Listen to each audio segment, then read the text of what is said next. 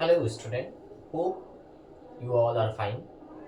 Today I am going to teach you one of the topic from linear equation in two variable, and this one is the important topic to all of you guys.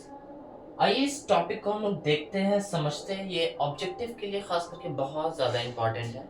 हालांकि सिर्फ objective के लिए ही नहीं, कुछ topic है इसमें जो काफ़ी सब्जेक्टिव के लिए भी काफ़ी ज़्यादा इंपॉर्टेंट होते हैं।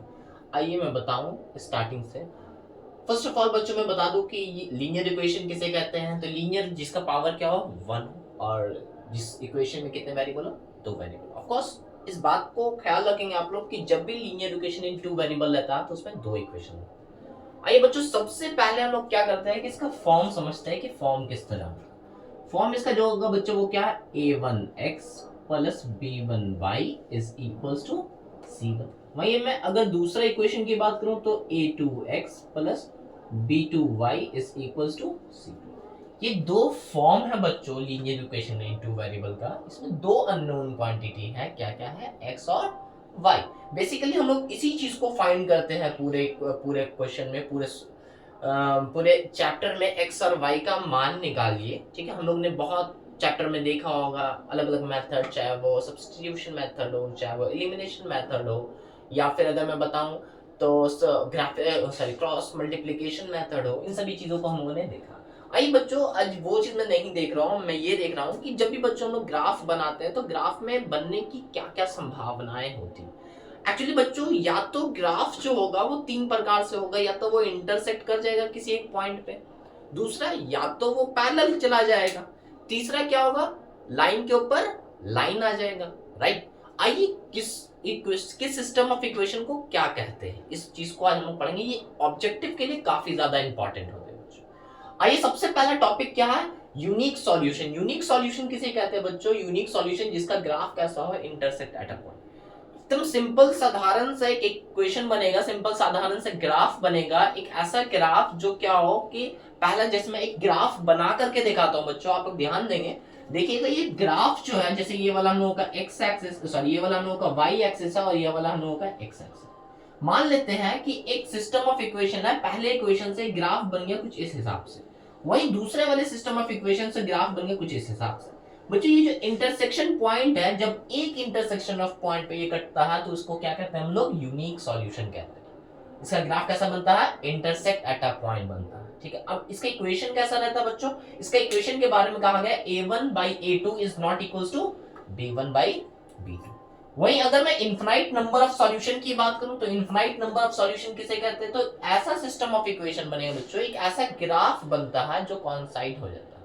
कहने का क्या मतलब है बच्चों, कोइंसिडेंट कहने का क्या मतलब है कि लाइन के ऊपर अगर लाइन आ जाए, जैसे एक हम लोगों का ग्राफ है, ये y एक्सिस हो गया, ये x एक्सिस हो गया। एक इस पहले वाले इक्वेशन का अगर हम लोग ग्राफ ड्रॉ करते बच्चों, मान लेते हैं ऐसा आ जाता है, और दूसरे वाले का भी ग्राफ अगर ड्रॉ करते हैं तो ऐसा ही आ जाता है, लाइन के ऊपर लाइन आ जाता है। तो ऐसे सिस्टम ऑफ इक्वेशन को क्या कहते हैं बच्चों, लोग कोइंसिडेंट कहते हैं। और वहीं इसका इक्वेशन कैसा बनता है बच्चों, a1/a2 is equals to b1/b2 is equals to c1/c2। बात समझ में आ रही। ऐसे सिस्टम ऑफ इक्वेशन को हम लोग इनफाइनाइट नंबर ऑफ सॉल्यूशन के अलावा भी और क्या कहते हैं, मेनी सॉल्यूशन कहते हैं, यानी कि इसका बहुत सारा सॉल्यूशन हो सकता है। जैसे ऊपर वाले का सिर्फ सिर्फ वन सॉल्यूशन था, यानी कि यूनिक सॉल्यूशन उसको कहते हैं कि एक खास स्पेसिफिक सॉल्यूशन, उसी तरह इनफाइनाइट नंबर ऑफ सॉल्यूशन में क्या, बहुत सारे सॉल्यूशन, मेनी सॉल्यूशंस हैं। और वहीं जिसमें कोई भी सॉल्यूशन ना हो, जो इंटरसेक्ट करे ही नहीं, कभी भी कहीं पर से भी टच ना करे, तो उसको क्या कहते हैं, एक्चुअली ऐसे लाइंस को क्या कहते हैं, पैरेलल कहते हैं। और ऐसा कौन सा सिस्टम ऑफ इक्वेशन रहता है, ये नो सॉल्यूशन का रहता है। इसका एक और नाम रहता है, वो बेसिकली किस नाम से हम जानते हैं, इनकंसिस्टेंट के नाम से जानते हैं। और इसका सिस्टम ऑफ इक्वेशन किस तरह रहता है बच्चों, a1/a2 is equals to b1/b2 is not equals to c1/c2। और तो और बच्चों मैं ये बताऊं कि ये सिर्फ ऑब्जेक्टिव में ही नहीं, ये सब्जेक्टिव में भी काम आएगा। सब्जेक्टिव में हम लोगों का रहता है find the value of k if the systems of the equations are in no solution, many solution, या फिर इसके बाद यूनिक सॉल्यूशन। किसी भी एक चीज का दे दिया जाएगा कि हाँ ऐसा क्वेश्चन है, तो हम लोग को k का वैल्यू निकालिए।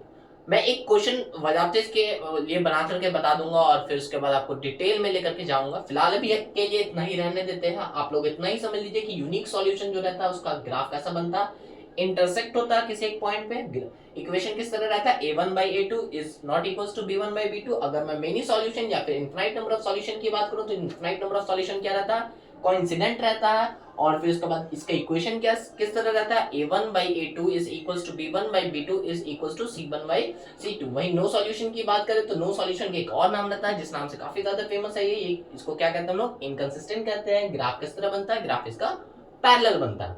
वही अगर मैं सिस्टम ऑफ इक्वेशन की बात करूं तो सिस्टम ऑफ इक्वेशन किस तरह बनेगा, a1/a2 is equals to b1/b2 is not equals to c1/c2। उम्मीद है कि बच्चों आपको समझ में आया होगा ये बात। चलिए, that's end of the class, hope we shall meet as soon as possible. Thank you.